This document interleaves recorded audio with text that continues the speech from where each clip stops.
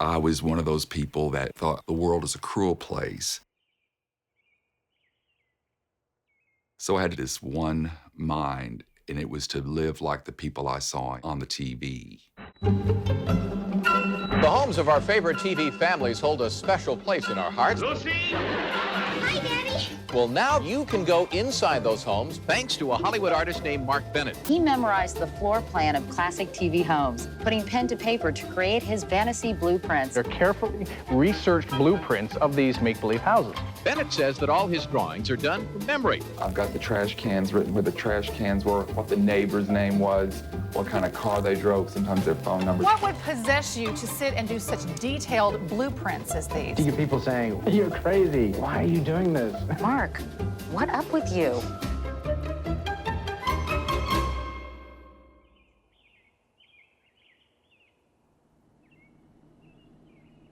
Looking back on it, people didn't understand how personal these drawings were to me.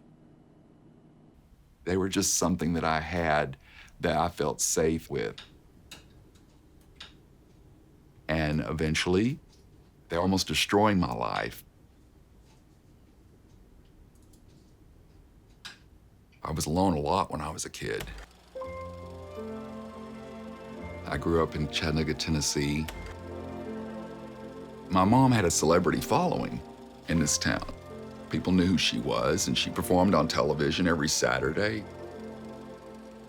Kids, we were accessories. I always felt like luggage. My father didn't want kids, and there was never any time that I felt close to him. He seemed to be standoffish. I just remembered being as invisible as possible, even though it made problems for me later.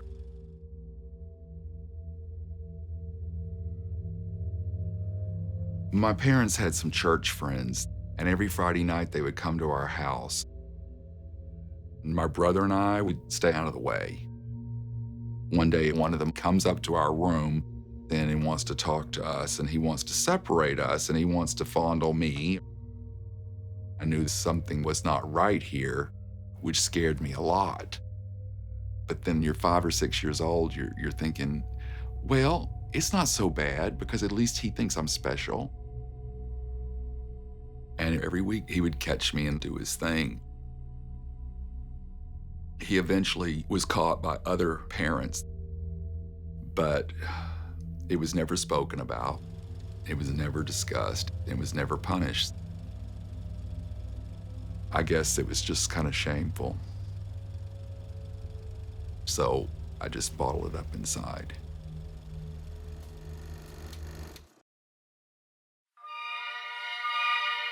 I did something bad and, scared. I was so lost and confused that all I had was to be able to watch television. I want you to listen real careful, because this is important. You're my son, and nothing or nobody will ever change things between me and you. Because I love you more than anything in the whole world. Thanks, Paul. And everything is okay for those little 15 minutes of the teen dances and the barbecues. Those kind of things told me that's what life's supposed to be about.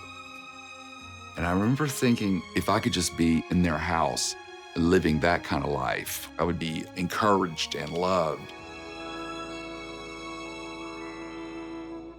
The shows became such an obsession and so personal to me.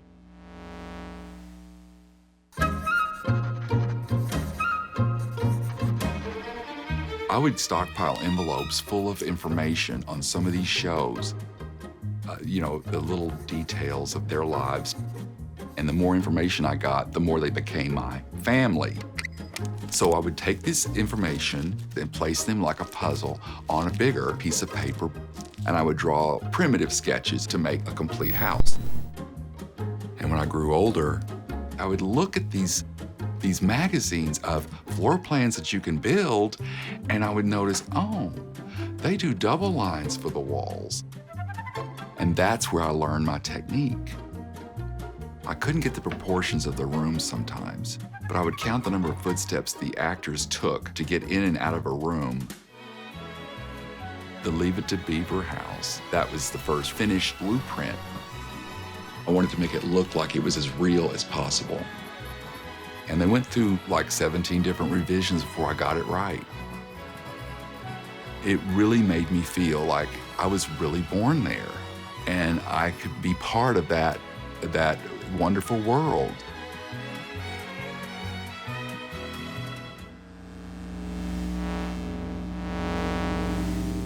In reality, I missed out on all school activities. I did not excel in sports, joined no clubs. I don't fit in. That was a big reason to leave. I had a girlfriend, and we moved to California, and we got married. And I had a fresh slate. The most important thing was to have interests in other things besides watching the TV. I had a job at the post office as a mailman. You're outside, you're in the beautiful weather, there's a decent paycheck, and we bought a house. And I'm thinking, I'm going to have this life that I always wanted, but never knew how to get it. And I was so excited about it.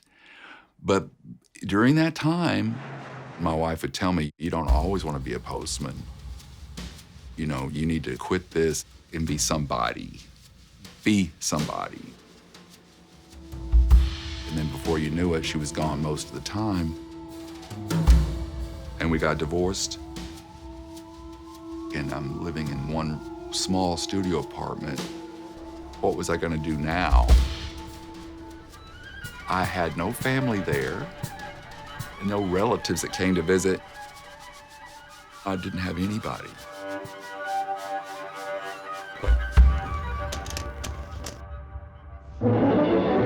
But this is perfectly normal.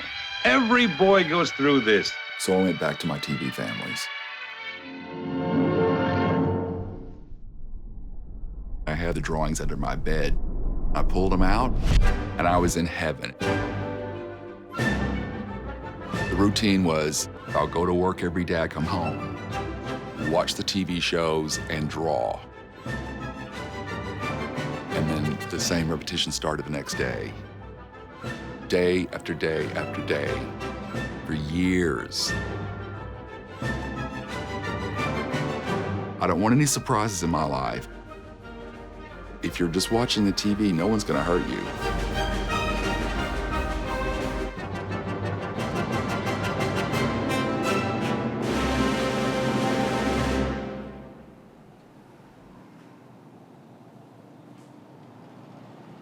And eventually, I had 63 complete drawings.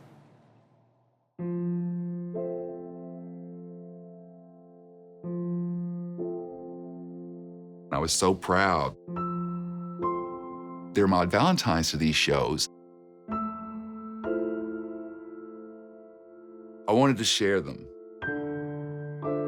Maybe this isn't a ridiculous idea to present to the public. So I decided to just put them up in a bar in Hollywood. Maybe there's somebody else out there like me.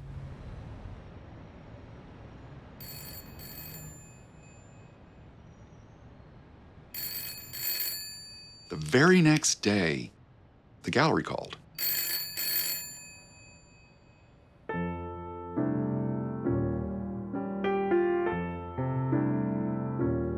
These are my babies, and now they're exposed to the world, and I was just so nervous. And I felt like watching people from a distance. People were connecting to the shows just like I did. And I thought, maybe they do think I'm okay. They laugh at what I say and could spout dialogue back to me. All the blueprints sold. And all of a sudden, I started having friends, and people would take me to dinner, and I met more new friends. It was just this magic moment. And then it started to snowball.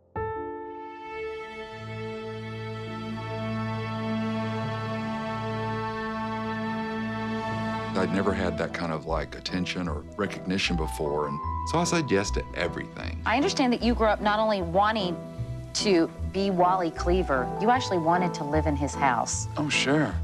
Good or bad, I did it. And he has a book. Here it is. It's called TV Sets. I didn't really realize that there were going to be new pressures. ABC tracked down the man behind this book, of obviously a devoted TV fan. Camera crews followed me around on the street. All this stuff was happening to me, and I didn't know if I was ready for it. Inside, I was feeling like a lonely child. And then it became like this cottage industry where people were asking me for certain drawings. There's a difference between the shows now. So it was more cynical. I remember doing a sketch, but I kept thinking to myself, why? I mean, there's nothing to aspire to. So you couldn't draw a rendering of Jerry Seinfeld's apartment, could you? Those aren't my families. These people are my families. It became this constant grind. The money from the blueprints I put into the new work, and then the new work wasn't selling. But this is perfectly normal. Have a little confidence. And it turns out that I overextended myself, and I was near bankruptcy. All you have to do is be yourself. Be yourself. And I lost my friends, and I didn't know why. What is wrong with me? Perfectly normal. You just can't buy friends. Every boy goes through this. The important thing is we're all together. You want to tell us? This is perfectly normal. I love you more than anybody.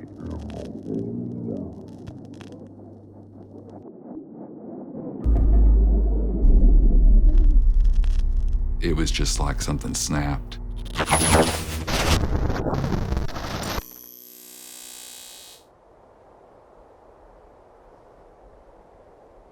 I was totally lost in my own head. So they shipped me off by ambulance to this mental hospital. They didn't want me to leave. I finally ended up digging the layers away about what happened to me.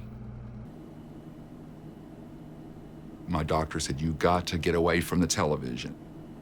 It was like a way to cope, but it wasn't enough. We need to get help for you, meeting people and talking to people and being out with people. And I thought, oh dear, I'm not ready for this. You know, facing the day without the TV families. And they got me through a whole bunch of stuff, you know.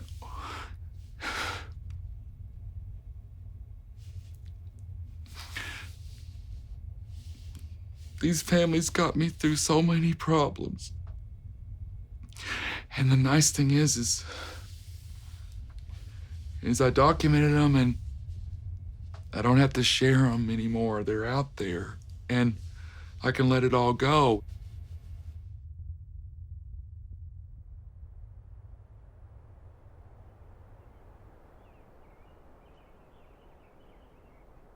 Once I was released, I had to have plans.